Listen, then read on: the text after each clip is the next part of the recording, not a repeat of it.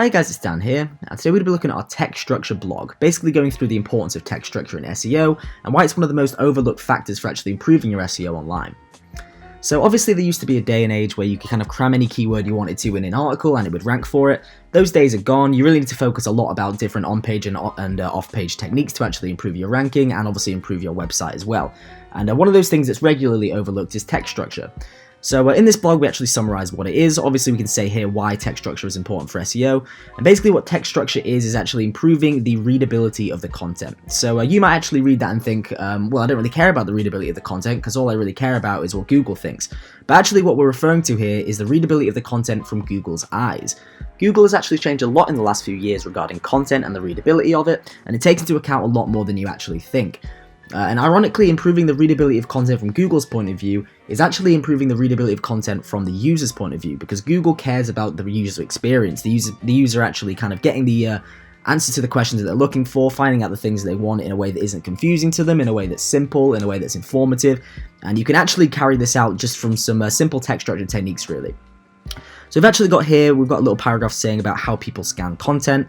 So it's saying that, people usually scan the content before actually deciding on the information that they actually need to find from it. So they might have a quick scan and think, this isn't telling me what it needs to tell me, it might not be relevant, I might not want to look at this. And obviously that's going to affect your bounce rate and everything, but it's also affecting what Google thinks of your page too, because if people are jumping off your page and Google deems your page as being irrelevant in terms of lacking the keywords, or not getting to the point quick enough, or not describing what it's actually trying to describe, then Google's not going to rank you very well for that, because it's going to think these guys aren't really a leader in the field, they don't really understand what the question is, they're not answering it well, all that kind of stuff. So what it's saying here is it's very important to make sure that your headings and your first paragraph of the following content are aligned, so making sure that they're aligned to actually the topic that they're trying to talk about.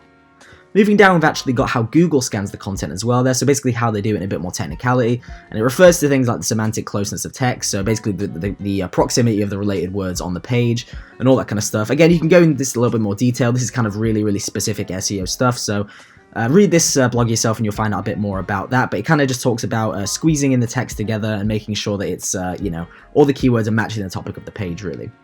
Moving down, we have the importance of the first paragraph. So this is really crucial, actually, as the first paragraph really does set the reader's expectations for what they're actually about to read, and obviously it tells Google what you're writing about as well. So we're saying here that the first paragraph of the text should briefly inform the readers about what the post contains, so not kind of waffling on and not telling anyone about it. You want to just kind of summarize, like, this post is about XYZ, and then obviously go into the content there. It's supposed to grab the reader's attention, really, and kind of get them interested in what you're about to say, whilst obviously still staying relevant to the topic itself. Again, I allude to that here with the importance of the first sentence. So it's saying this must directly answer the header and include keywords around the topic. So obviously if your header is something, asking a question like, what are the best chocolates? You might say, here we have a list of the best chocolates. So you're answering the question straight away. You're not saying blah, blah, blah, blah, blah, nothing about the content and then going into it. You're going straight into it directly, and that's the key about doing that. Obviously, in doing that, you actually have a good chance of then getting the featured snippet in the SERP, which we'll go down into a little bit more in a bit more detail here. So we're saying the quality of the first sentence not only improves the user's experience, but increases the likelihood of getting the featured snippet. So it's really important to make sure that you're staying relevant and just getting concise and straight to the point with that if you're looking to actually get the featured snippet on these websites.